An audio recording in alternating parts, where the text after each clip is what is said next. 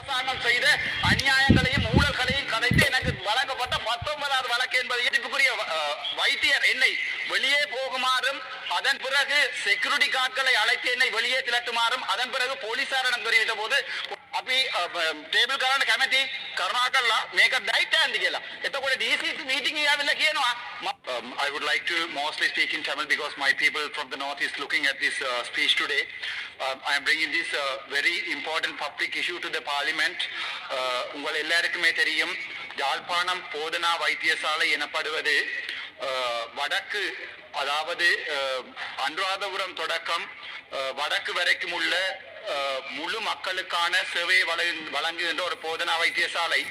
அந்த போதனா வைத்தியசாலையில் ஒரு நாளைக்கு 1500 நோயாளர்கள் சிகிச்சை பெற்று வெளியேறுகிறார்கள். அங்கே 3 வருடங்களுக்கு முன்னர் 170 சேவையாளர்கள் எதுவித ஒப்பந்த அடிப்படையும் இல்லாமல் வேலைக்கு அமர்த்தப்பட்டிருக்கிறார்கள். அது லேபலோ அந்த அடிப்படையில் அது மிகவும் பாரதூரமான குற்றம். அந்த 170 இளைஞர் யுவதிகளும் என்றாவது ஒரு நாள் தங்களுக்கு வேலை கிடைக்கும் என்ற அடிப்படையில் 3 மாதங்களில் தங்களுக்கு சர்டிபிகேட் தருவதாக அவர்கள் அழைக்கப்பட்டு இப்போது 3 வருடங்கள் கடந்திருக்கிறது.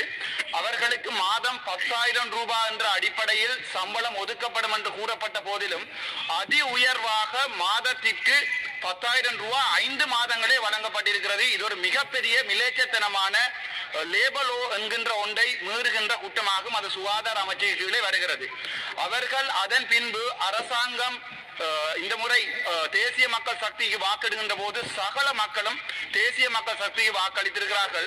வாக்களித்து அவர்கள் எதிர்பார்த்து கொண்டது தங்களுக்கு நியாயமான நீர்வு கிடைக்கும் என்ற அடிப்படையில். ஆனால் கொடுத்த வாக்குறுதிகளை மறந்த அரசாங்கம் அவர்களை கவனிக்காது விட்டதால் எங்களுடைய மதிப்புக்குரிய கௌரவ அமைச்சர் வடமாநிலத்துக்குரிய அமைச்சரையும் அவர்கள் சந்தித்திருக்கிறார்கள். அவர்கள் சந்தித்த போது கூட வாக்குறுதி வழங்கப்பட்டிருக்கு. அதன் பிறகு ஜனாதிபதி செயலகத்துக்கு முன்னால் சம்பந்தப்பட்ட 170 உறுப்பினர்களும் அதாவது தொண்டர்களும் அவர்களுடைய ஸ்ட்ரைக் செய்கின்ற போது அவர்கள் சுகாதார அமைச்சரிடம் அனுப்பப்பட்டு சுகாதார அமைச்சர் வாய்மொழி மூலமாக அவர்களுக்கு சொல்லியிருக்கிறார், நீங்கள் மீண்டும் வேலைக்கு செல்லுங்கள், உங்களுடைய வேலைகளை நான் பாதுகாத்து தருகிறேன் என்று. ஆனால் அங்கே வந்து வேலை செய்த அந்த ப்ரொடெஸ்ட் பண்ணின அவ்வளவு வேலை செய்கின்ற ஆட்களும் மீண்டும் வைத்தியசாலைக்கு செல்லும் போது வைத்தியசாலை நிர்வாகியான டாக்டர் தங்கமுத்து சத்தியமூர்த்தி எனப்படுவரால் மிலேச்சத்தனமாக மிரட்டப்பட்டு காவலாளிகளால் வெளியே அனுப்பப்பட்டிருக்கிறார்கள்.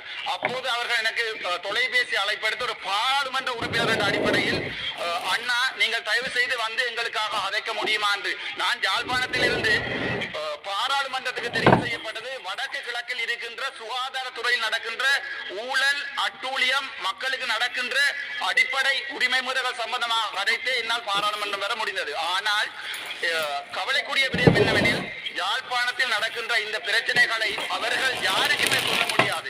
சம்பந்தப்பட்ட வைத்தியரிடம் ஒரு பாராளுமன்ற உறுப்பினராக என்னுடைய சேராக இருந்து அவரிடம் நான் காவலாளிகளிடம் தெரிவித்து விட்டு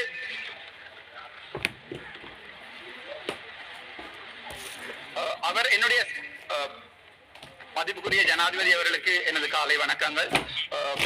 என்னுடைய சேராக இருந்தும் அவர்களிடம் நான் போய் கதைக்கின்ற போது மதிப்புக்குரிய வைத்தியர் என்னை வெளியே போகுமாறும் அதன் பிறகு செக்யூரிட்டி கார்டுகளை அழைத்து என்னை வெளியே திரட்டுமாறும் அதன் பிறகு போலீசாரிடம் தெரிவித்த போது போலீசாரிடம் சொன்னேன் நான் ஒரு பாராளுமன்ற உறுப்பினர் என்று. அதற்கு பிறகு அத்துமூறி ஒரு MBBS வைத்தியனாக இருக்கும் எனக்கு 8 வருடம் அதே வைத்தியசாலையில் படித்த எனக்கு என்னை ஒரு தரங்குறைவான ஆளாக என்னுடைய பாராளுமன்ற சிறப்புரிமைகளை மீறி என்னை வெளியே அனுப்பியிருக்கிறார்.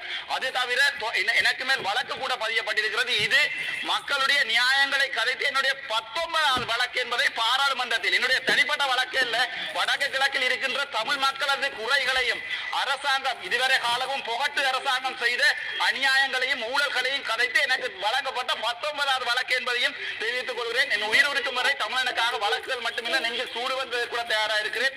மிகக்கூடிய கவலை என்னவென்றால் இந்த கௌரவ பாராளுமன்றமும் இந்த எதிர்க்கட்சி தலைவர் நம்முடைய மதிப்புக்குரிய ஜனாதிபதி கூட எனக்கு இதுவரை எந்த பாதுகாப்பு நடவடிக்கைகளையும் ஏற்றுக்கொள்ளவில்லை.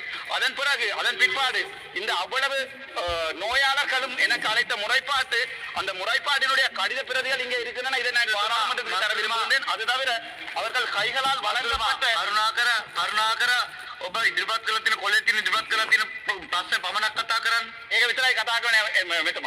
එතකොට මේ මගේ අතේ දීලා තියෙන්නේ මෙච්චර කම්ප්ලයින්ට්ස් පද.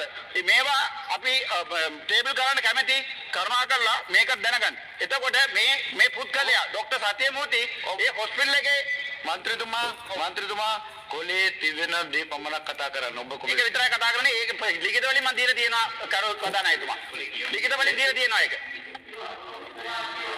එතකොට මේ ડોક્ટર සත්‍යමූර්ති කලින් පොහොට ආන්දරේ එයා කැබිනට් මිනිස්ට්‍රීකින් එයා ඇක්ටිං කන්සල්ටන්ට් ඇඩ්මිනිස්ට්‍රේටර් එයා කන්සල්ටන්ට් කෙනෙකුත් නෙවෙයි. එයා ඇක්ටිං කන්සල්ටන්ට් ඇඩ්මිනිස්ට්‍රේටර් විදියට ඉන්න කාලේ කැබිනට් එක අප්‍රූවල් එකක් දීලා එන්බෝස් දීලා තියෙන්නේ. එතකොට එතනින් එන්බෝස් එක දුන්නාම වෙන කාටවත් යන්න බෑ. මෙයාට ඇක්ටිං කන්සල්ටන්ට්. එතකොට දැන් මම කරුණාකරලා ඉල්ලනවා මේ වගේ පුද්ගලයෝ පොලිටිකලි ඉන්වෝල්ව් වෙලා මේ වගේ අපොයින්ට්මන්ට් දීපු පුද්ගලයෝ අයින් කරලා එතන ඉන්න ළමයිට සාධාරණයක් කළ දෙන්න කියලා ඉල්ලනවා. කරුණාකරලා NPP ආණ්ඩුවකට අපේ ජනතාව සඳ දුන්නේ අපි මේ වගේ වල් අපි ඕගොල්ලෝ හොරු අල්ලනවා කියලා. එතකොට මේ වගේ හොරු ආරක්ෂා කරලා මෙයාගෙන තියෙන කම්ප්ලයින්ට් එක බලන්න මෙච්චර කම්ප්ලයින්ට්ස් ටික තියෙන මෙයා ගාව. එතකොට මෙයා තාම තියාගෙන එයා කියනවා ඉන්න මේ මන්ත්‍රී කෙනෙක් කවුද අමති කෙනෙක් එයාගේ රයිට් හෑන්ඩ් කියලා. එතකොට DCC මීටින් එක ආවිල්ලා කියනවා මම මේක එළියෙන මාව මරනවා කියලා. එතකොට පාර්ලිමේන්තු මෙම්බර් කෙනෙකුට මට පාරේ යන්න බෑ. මට වාහනේ දීලා නැහැ. මට ආරක්ෂාව මුකුත් දීලා නැහැ. එතකොට මම කොහොමද හොරු අල්ලන්නේ? ඕගොල්ලෝ හොරු අල්ලනවා කියලා කිව්වා. එතකොට ඒ වෙලෙ ටික මං කර මේ කම්ප්ලයින්ට් එක මේ බාරගන්න මම පැහැදිලිම කෙටින් මං ඉල්ලලා තියෙනවා. ඒ වගේ පුද්ගලයෝ හොස්පිටල් එකකින් අයින් කරලා දාන්න කියලා. දෙවෙනි එකක් තමයි එයාගෙන ඉම්පාර්ෂල් ඉන්ක්වයරි එකක් ඉල්ලන්න කියලා යොදවන්න කියලා ඉල්ලනවා. තව එකයි අපි DCC මීටින් වලත් කතා කරා. ඒ DCC මීටින් වල කතා කරනකොට එතන තිබ්බ ප්‍රශ්න ඔක්කොම ටික මම ආයෙත් අරු කතානායකතුමනි එතුමාට වෙලා තිබෙන අසාධාරණ විපක්ෂීය සංවිධායක මණ්ඩලයෙන් වෙලා නොදී තිබෙන ප්‍රශ්න අපි මෙතන වාර්තා කරලා තිබෙනවා. නමුත් එතුමා 27 යටතේ ඔබතුමාට ලබා දී තිබෙන ලිඛිත ලේඛනයේ සහ මුලින්ම පිටපණිමින් දැන් මෙතන වෙනම සංවාදයක් කරන්න. ඉතින් මේක පාර්ලිමේන්තු ඉස්සරහට විරුද්ධයි. ඒක ඔබතුමාගේ බලාපොරොත්තු වෙනවා මේක හරියට එතුමාට උපදෙස් දීලා කරන්න. ස්ථාවර නියෝග 27 යටතේ පෞද්ගලික පැහැදිලි කිරීම ගරු රාමල් රාජපක්ෂ මන්ත්‍රීතුමා අවසන් කරා.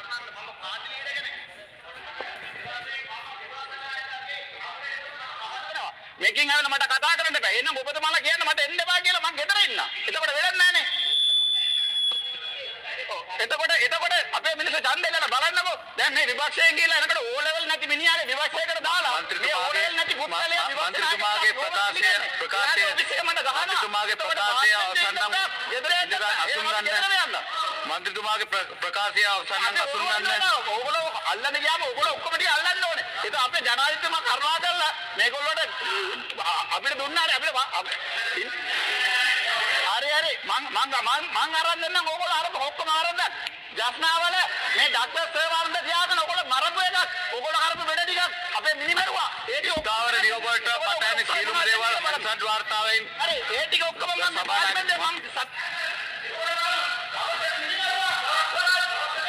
ගරු